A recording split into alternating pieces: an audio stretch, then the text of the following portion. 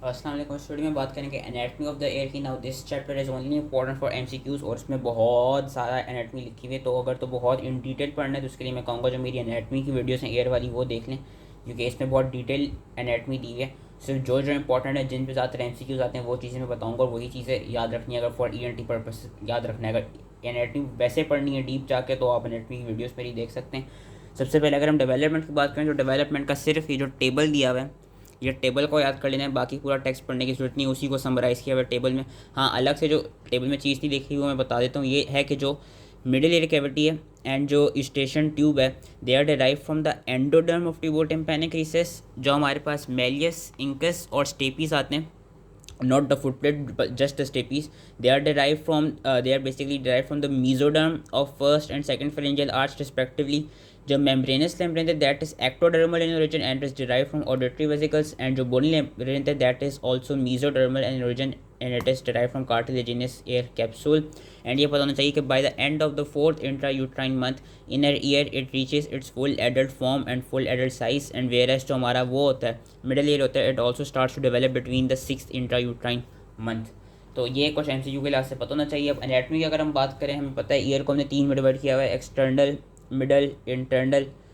तो एक्सटर्नल की भी हमें पता है, ये कहते हैं ये जो पार्ट्स वगैरह उन्होंने दिए हैं याद रखने की कोई ज़रूरत नहीं, बस इसमें जो पता होना चाहिए वो ये पता होना चाहिए कि आपकी जो वो आ जाती है external auditory canal, that is important. उसका हमें साइज़ पता होना चाहिए कि it is about 1 inch in length या 2.5 सेंटीमीटर्स इन लेंथ।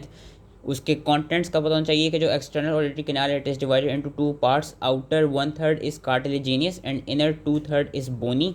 एंड जो आउटर 1/3 होता है it contains skin, it contains hair follicles, sebaceous glands, luminous glands, where जो इनर बोनी है that is devoid of these glands and follicles. And उसके अलावा अगर हम इसमें देखें तो बस इसका एक्सटर्नल ऑडिटरी कनाल का साइज़ से याद रखना है, इसका कंटेंट का पता होना चाहिए, बाकी ये सब रीड देने की ज़रूरत नहीं क्योंकि इसमें ब्लड सप्लाई, नर्व सप्लाई चीज़ें बताएंगी हैं। आगे अगर हम चलें तो आगे भी ब्लड सप्लाई वगैरह याद रखने की ज़रूरत नहीं है। टिम्पैनिक मेम्ब्रेन की हमें बात करें तो टिम्पैनिक मेम्ब्रेन का ये पता होना चाहिए कि जो टिम्पैनिक मेम्ब्रेन है that is pearly white in colour. Tympanic membrane का ये पता होना चाहिए कि अब जो टिम्पैनिक मेम्ब्रेन है it is divided into pars flaccida and pars tensa. And tympanic membrane is basically derived of 3 layers, outer epithelial, middle fibrous and inner most mucosal. लेकिन ये चीज़ पता होना चाहिए फॉर एमसीक्यूज़ अगेन कि जो हमारे पास पार्स टेंसा होती है, pars tensa contains all of these 3 layers, epithelial भी, फाइब्रस भी और हमारे पास जो आ जाती है म्यूकोजल भी। वेयर जो पार्स फ्लैसिडा है ना, पार्स फ्लैसिडा का याद रखना होगा कि जो पार्स फ्लैसिडा है उसमें मिडल फाइब्रस लेयर नहीं होती, उसमें सिर्फ आउटर एपिथेलियल और इनर मोस्ट म्यूकोजल लेयर होती है। उसके अलावा अगेन नर्व सप्लाई याद रखनी है। टिम्पैनिक मेम्ब्रेन की नर्व सप्लाई कभी कभी पूछ जाती है। जो नर्व सप्लाई टिम्पैनिक मेम्ब्रेन की that is auriculotemporal nerve, auricular branch of vagus nerve and tympanic branch of glossopharyngeal nerve, या you can also say trigeminal nerve, vagus nerve and glossopharyngeal nerve, क्योंकि these three are basically branches of those respective nerve. Auriculotemporal is branch of trigeminal, auricular is branch of vagus and tympanic इस branch of glossopharyngeal nerve. अब middle ear की बात करें तो middle ear में ये छः कंपोनेंट्स हम होते हैं, और मिडल ईयर का जो स्टेशन ट्यूब है उसकी साइज़ पता होना चाहिए that is 36 millimetre in size. And इसका पता होना चाहिए कि स्टेशन ट्यूब का क्या है। स्टेशन ट्यूब का अपर 1/3 बोनी होता है एंड लोअर 2/3 कार्टिलेजिनियस होता है। उल्टा हो गया जो हमने टिम्पैनिक में पढ़ी थी, एक्सटर्नल ऑडिटरी कैनाल जो पढ़ी थी वहाँ हमने पढ़ा था कि आउटर जो था 1/3 वो कार्टिलेजिनियस था और इनर 2/3 बोनी था।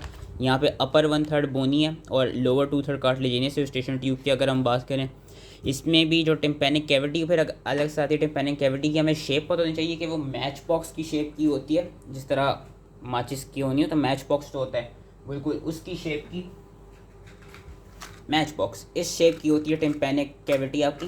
एंड इसकी सिंस 6 साइड्स होती हैं तो 6 साइड्स हमें ये पता होना चाहिए, सिर्फ उनके नाम याद आने चाहिए कि जो 6 वॉल्स हैं, lateral, anterior, posterior, floor, roof, कौन सा स्ट्रक्चर बना रही हैं, जो कि अगेन हमने एनाटॉमी में भी पढ़ा था, लेकिन बस यहाँ पे नाम याद रखना होगा कि lateral wall is made by the tympanic membrane, medial wall is made by the promontory, anterior wall हम कहते थे, हमने एनाटॉमी में पढ़ा था कि anterior wall is basically made of internal carotid artery, लेकिन ये थोड़ा गलत पढ़ा था। एंटीरियर वॉल का याद रखना है कि it is formed by a thin plate of bone which is separating the tympanic cavity from your internal carotid artery. Internal carotid artery no doubt anterior relation में होती है टिम्पैनिक कैविटी के, लेकिन that is separated by a thin plate of bone. Posterior wall है, posterior wall इस ये कहते हैं पोस्टीरियर वॉल में हमारे पास आ जाती है एडिटस एड एंट्रम, रूफ हमारे पास बनाती है टेगमेंट टिम्पेनाई, और जो फ्लोर है, फ्लोर का भी याद रखना है कि just like anterior wall, floor में हमारे पास इंटरनल जगुलर वेन आ जाती है, लेकिन that internal jugular vein is basically separated by a thin plate of bone from your cavity.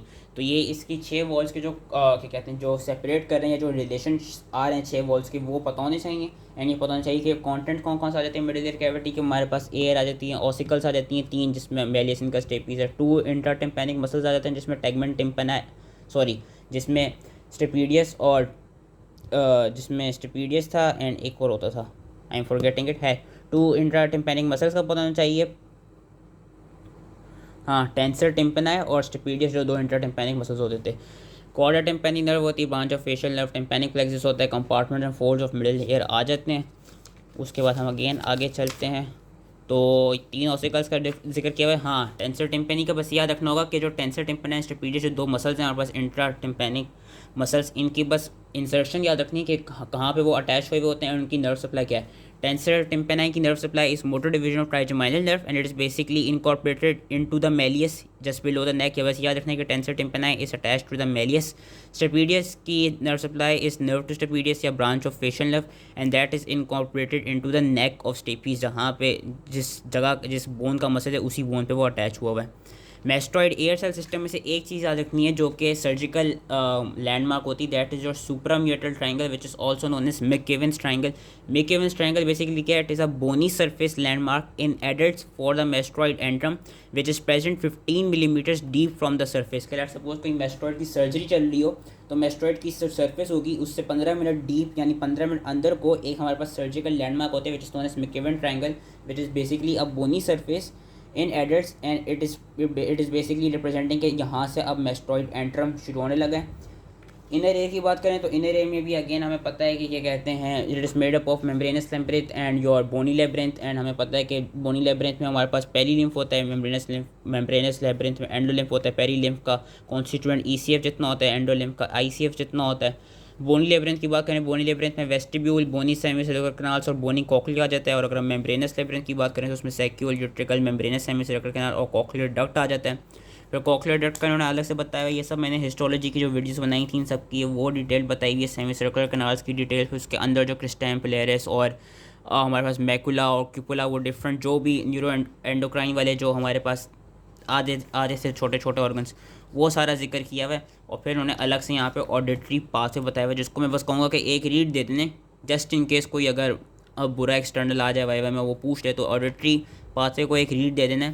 बाकी जो MCQ के लिए इंपॉर्टेंट थे वो मैंने चीज़ें बता दी हैं। पूरा इस चैप्टर को इतना पढ़ने की ज़रूरत नहीं है, वैसे मेरी वीडियो भी देख सकते हैं क्योंकि इसमें पूरी एनाटॉमी बहुत इन डिटेल ली हुई है।